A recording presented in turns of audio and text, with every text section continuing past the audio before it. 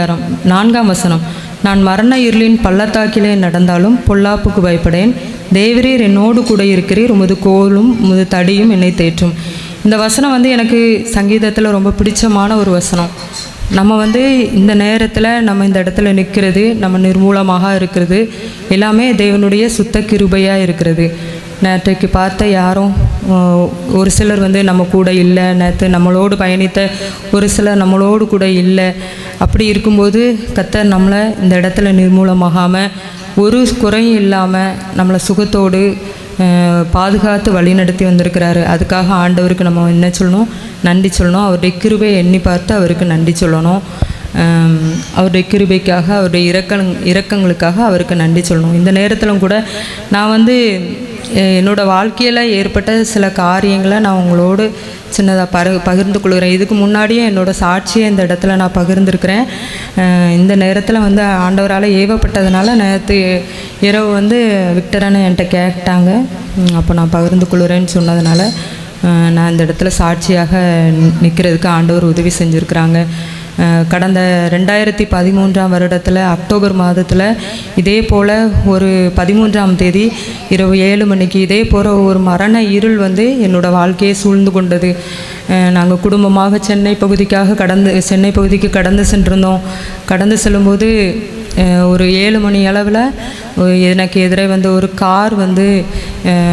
Car என்னை அடித்து எனக்கு ஒரு விபத்து ஏற்பட்டது நிமித்தமாக எனக்கு சரியான பயங்கரமான ஒரு விபத்து, அது கோர விபத்து. அந்த இடத்துல நான் அடிபட்டு அதில் குற்றுயிராக கிடக்கிறேன். எங்கள் குடும்பத்தில் எல்லாரும் பக்கத்தில் தான் நிற்கிறாங்க. ஆனால் யாரோ ஒருத்தங்க அடிபட்டுட்டாங்கன்னு நினச்சிட்டு ஓடி பார்த்தா அந்த இடத்துல நான் அடிபட்டு கிடக்கிறேன். அப்போது எல்லாரும் என்னை தூக்கி அதில் இருந்த நிறைய பேர் தூக்கி என்னைய படுக்க வச்சு பார்த்தா எனக்கு அந்த இடத்துல உயிர் இல்லை. நிறைய பேர் அவங்களுக்குள்ளே பேசிக்கிறாங்க, இந்த இடத்துல இந்த பொண்ணுக்கு உயிர் இல்லை, இந்த பொண்ணு இறந்துட்டா. அப்படியே ஒவ்வொருத்தரும் ஒவ்வொரு மாதிரி பேசிகிட்டு இருக்காங்க. அதுக்குள்ளே ஆம்புலன்ஸ் ஃபோன் பண்ணி வர சொல்லி, சென்னை பகுதியாக இருக்கிறதுனால எங்களுக்கு எந்த ஒரு ஏரியாவும் எங்களுக்கு தெரியாது, எந்த ஒரு இடமோ தெரியாது, ஒரு ஹாஸ்பிட்டல் தெரியாது. ஒரு ஆம்புலன்ஸ் எந்த ஹாஸ்பிட்டல் கூப்பிட்டு போவாங்கன்னு எங்கள் குடும்பத்தில் யாருக்குமே தெரியாது. ஆனால் ஒரு ஹாஸ்பிட்டலுக்கு என்னை கொண்டு போனாங்க.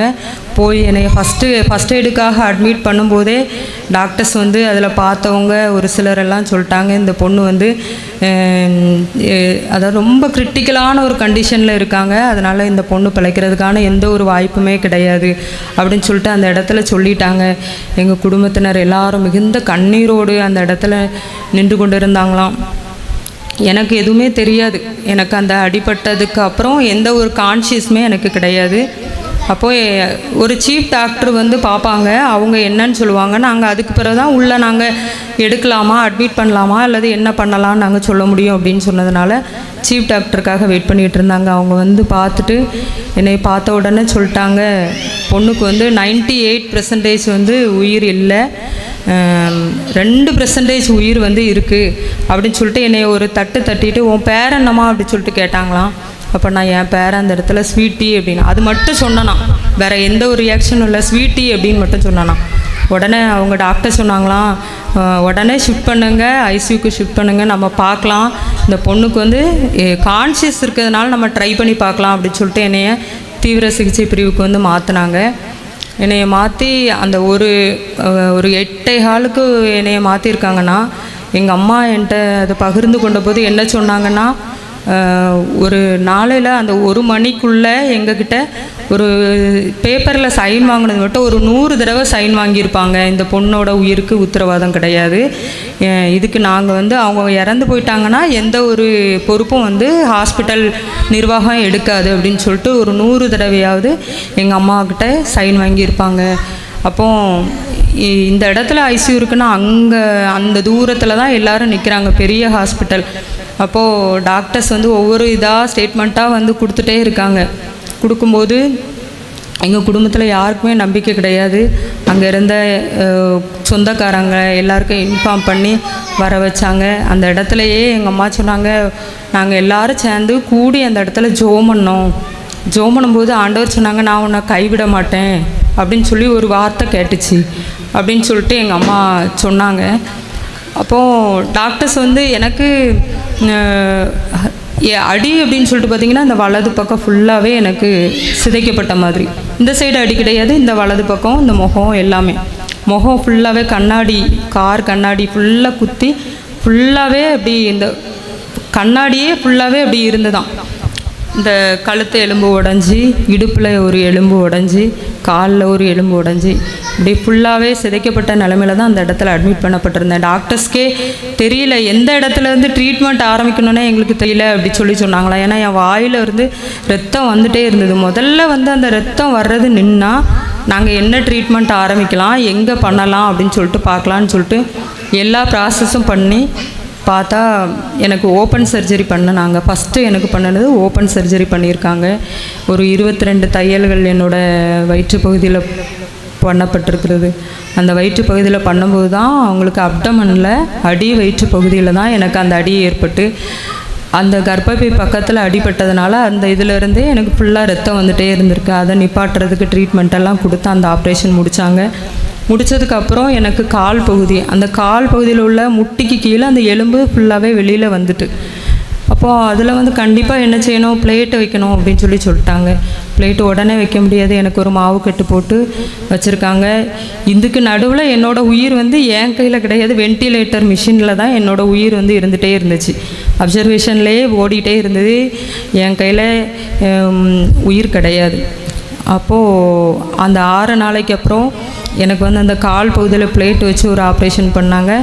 என்னோடய இடுப்பு பகுதியில் வந்து ஃப்ராக்சர், அதில் கண்டிப்பாக பிளேட்டு தான் வைக்கணும் அப்படின்னு சொல்லிட்டு பேசும்போது நிறைய டாக்டர்ஸ் எல்லாம் கன்சல்ட் பண்ணி எல்லாம் பேசி அந்த இடத்துல வந்து என்னோடய முட்டி பகுதியிலையா ஒரு சின்ன ஹோல் போட்டு அதில் ஒரு இரும்பு ராடு போட்டு அதில் ஒரு வெயிட்டு கொடுத்து ஒரு 40 டேஸ்க்கு அதை அசைக்காமல் வச்சு அதை சரி பண்ணிடலாம் அப்படின்னு சொல்லிட்டு சொல்லியிருந்தாங்க. அதுக்கு பிறகு எனக்கு சிவியர் அடி அப்படின்னு சொல்லி பார்த்தா என்னோடய கழுத்து பகுதி, அந்த கழுத்து பகுதி நின்னாதான் நம்மளால் எலும்பி நடக்க முடியும். அப்போது அந்த கழுத்தில் வந்து ஆப்ரேஷன் பண்ணால் டாக்டர்ஸ் பிழைக்க மாட்டாங்க. அதுதான் ஒன்று. இந்த கழுத்தில் மெயினான C2 ஃப்ராக்சர் அப்படின்னு சொல்லிட்டு எனக்கு அடிபட்டிருந்தது. அப்போ அந்த C2 ஃப்ராக்சர்னால் இருக்கிறதுலே மெயினான பார்ட்ஸ், அதில் வந்து எத்தனையோ லட்ச நரம்புகள் வந்து சின்ன சின்னதாக போகும். நாங்கள் ஆப்ரேஷன் பண்ணணுன்னா ரிஸ்க்கு தான். ஒருவேளை கோமா ஸ்டேஜுக்கு போகலாம், ஒருவேளை உயிர் இல்லாமல் போகலாம், எதுக்குனாலும் வாய்ப்பு இருக்குது, அவங்க படுத்த படுக்கையாகலாம் அப்படி சொல்லிட்டு நிறையா ஒரு ஆப்ஷன் கொடுத்து எல்லாம் செஞ்சு பண்ணும்போது எங்கள் வீட்டில் விசுவாசத்தை விடாமல் ஆப்ரேஷன் இல்லாமல் அந்த இடத்துல எங்களுக்கு ஒரு சுகத்தை தாங்கப்பா அப்படின்னு சொல்லிட்டு எங்கள் வீட்டில் விசுவாசத்தோடு ஜெபம் பண்ணிகிட்டே இருக்காங்க. அப்போ ஆண்டவர் டாக்டர்ஸ்க்கே ஒரு ஞானத்தை கொடுத்த மாதிரி எனக்கு அந்த கழுத்து பகுதியில் ஆப்ரேஷன் இல்லாமல் ஒரு காலர் வச்சு பார்க்கலாம், 40 டேஸ்க்கு ஒரு காலர் வச்சு பார்க்கலாம், பார்த்துட்டு அது என்ன இம்ப்ரூவ்மெண்ட் இருக்குது எம்ஆர்ஐ ஸ்கேன் எடுத்து பார்க்கலாம், பார்த்ததுக்கப்புறம் நம்ம வந்து எல்லாம் டிசைட் பண்ணிக்கலான்னு சொல்லிட்டு எனக்கு வச்சாங்க. கிட்டத்தட்ட 10 நாட்கள் நான் வென்டிலேட்டர் இதில் இருந்தேன். 11ஆவது நாள் என்னை வந்து அப்சர்வேஷனுக்காக வென்டிலேட்டர்லேருந்து ரிமூவ் பண்ணாங்க. அப்போது மற்ற டாக்டர்ஸ் ஒரு 10-15 டாக்டர்ஸ் எனக்கு சைன் பண்ணி கொடுக்கணும். வெளியில் வந்து நாங்கள் அவங்கள வந்து ஜென்ரல் வார்டுக்கு ஷிஃப்ட் பண்ணலாம், இந்த பேஷண்ட் அதுக்கு தகுதியானவங்கன்னு சொல்லி எந்த டாக்டரும் எனக்கு ஷிஃப்ட் பண்ணுறதுக்கு அலோவ் பண்ணலை. ஒரே ஒரு டாக்டர் மட்டும், ஒரு ஆர்த்தோ டாக்டர் மட்டும் சொன்னாங்க, இவங்கள ரிலீவ் பண்ணுங்கள், அவங்களுக்கு வந்து இனிமேல் சரியாயிரும், அவங்களுக்கு ஒன்றும் இல்லை, அவங்கள ஜென்ரல் வார்டில் இருந்தே நம்ம பார்த்துக்கிடலாம் அப்படின்னு சொல்லிட்டு. அதுக்கான வாய்ப்பே கிடையாது. ஒரு நாள் வந்து ஐசியூ பில் மட்டும் அந்த ரூம் அந்த இதோட வென்டிலேட்டரோட இது மட்டும் 11,000. ஒரு 10 டேஸ் 11 டேஸ் இருந்தால் அதுவே 1 லேக்குக்கு மேலே ட்ரீட்மெண்ட். அது தனியாக இப்படி ஒரு சைடு பண விரயம், ஒரு சைடு மன கஷ்டங்கள், ஒரு சைடு கவலை, ஒரு சைடு கண்ணீரோட துக்கத்தோடு இப்படி எல்லா காரியங்களையும் செஞ்சுட்டே இருந்தாங்க. அப்போது என்னை வந்து ஜென்ரல் வார்டுக்கு ஷிஃப்ட் பண்ணாங்க. ஒவ்வொரு நாளும் அந்த எனக்கு வந்து அந்த மருந்து அளவு மாத்திரை அளவு எல்லாம் கம்மி பண்ணும்போது என்னோடய சரீரத்தில் ஃபுல்லாக பாடி வந்து ஃபுல்லாக இதாகி டேமேஜ் ஆனதுனால ரொம்ப ஒரு வேதனை, தாங்க முடியாத ஒரு வேதனை. நான் வந்து ஒரு டாக்டரை கூப்பிட்டு சொல்கிறேன், எனக்கு ஏதாவது ஒரு ஊசி போட்டு என்னை இப்படியே வந்து இது பண்ணிடுங்க, சாகடிச்சிருங்க, எனக்கு இந்த ஜீவனே வேண்டாம், என்னால் இந்த வலியை வந்து தாங்கவே முடியல, அப்படி ஒரு வலி அப்படின்னு சொல்லிட்டு நான் சொல்லும்போது டாக்டர்ஸ் வந்து சொன்னாங்க, அந்த வார்த்தையை சொல்கிறதுக்கு கூட உங்களுக்கு என்ன செய்யாது, உரிமையே கிடையாது, இது வந்து உங்களுக்கு கடவுள் தந்த ஒரு உயிர், நீங்கள் வந்து பிழைப்பீங்க அப்படின்னு சொல்லிட்டு யாருமே நினைக்கல, நாங்களும் நினைக்கல. அப்படி இருக்கும்போது நீங்கள் இந்த வார்த்தையே சொல்லக்கூடாது அப்படின்னு சொன்னாங்க. ஒவ்வொரு நாளும் நாங்கள் கிட்டத்தட்ட 80 நாள் அந்த ஹாஸ்பிட்டலில் இருந்தோம். ஒருத்தரும் தெரியாது, எங்கேயும் எங்களுக்கு போய் காண்டாக்ட் பண்ணுறதுக்கு இடம் கிடையாது. அதே ஹாஸ்பிட்டலில் எங்கள் அம்மா என் பக்கத்துலேயே உட்காந்துருப்பாங்க, ஜோம் பண்ணிகிட்டே இருப்பாங்க. நான் ஏதாவது சொன்னால் உடனே வலிக்குது அப்படி சொன்னால் ஏசப்பட சொல்லு இப்படி சொல்லிட்டு எங்கள் அம்மா பக்கத்துலேயே இருப்பாங்க. ஒவ்வொரு நாளும் கடந்து போயிட்டே இருந்துச்சு. 80 நாள் கழித்து என்னைய வீட்டுக்கு கூட்டிகிட்டு வந்தாங்க. வீட்டுக்கு கூட்டிகிட்டு வரும்போது எப்படி என்னையை கூட்டிகிட்டு வந்தாங்கன்னா, ஸ்ட்ரெக்சரில் வச்சு என்னை வீட்டில் ஆம்புலன்ஸில் வந்து ஸ்ட்ரெக்சரில் வச்சு தான் என்னை வீட்டில் இறக்குனாங்க.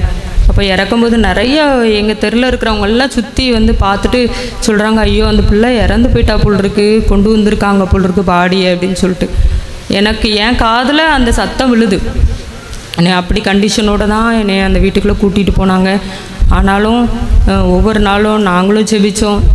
எங்கள் அம்மாவோட கண்ணீரின் ஜெபம், எங்கள் குடும்பத்தில் உள்ளவங்களுடைய பிரயாசங்கள், ஆண்டவருடைய கிருபை எல்லாம் இருந்ததுனால கிட்டத்தட்ட ஒரு 6 மாதத்துக்குள்ளே ஆண்டவர் என்னைய வந்து ஒவ்வொரு விஷயங்கள்லையா இம்ப்ரூவ்மெண்ட்டு கொடுத்து எலும்பி நடக்க வச்சு, முதல்ல வாக்கர் வச்சு நடந்தேன், அப்புறம் ஸ்டிக்கி வச்சு நடந்தேன். அந்த நிற்கவே செய்யாது அப்படின்னு சொன்னால் ஒரு கழுத்தை வந்து ஆண்டவர் நிற்க வச்சது பெரிய ஒரு கிருபையாக இருந்ததை நான் உணர்ந்தேன். ஏன்னா என்னை தூத்துக்குடியில் தான் இந்த காலுக்கு வந்து ஃபிசியோதெரபிக்காக போகணும் அப்படி சொல்லியிருந்தாங்க.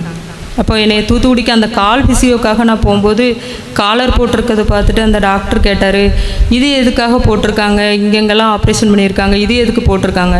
அப்போ கழுத்தில் C2 ஃப்ராக்சர், அந்த MRI report, CT scan report எல்லாத்தையும் கொண்டு வாங்க அப்படின்னு பார்த்தா அவர் உடனே பார்த்துட்டு சொன்னார், இல்லை இது வந்து சரி வராது, இந்த பொண்ணுக்கு இங்கே ஒரு ஆப்ரேஷன் பண்ணணும், இங்கே ஒரு ஆப்ரேஷன் பண்ணணும், இந்த கழுத்தில் இந்த சைடு ஒரு பிளேட் வைக்கணும், இங்கே ஒரு பிளேட் வைக்கணும், இது எந்த டாக்டர்ஸ் சொன்னாங்க அப்படின்னு சொல்லிட்டு அந்த டாக்டர் சொன்னார்.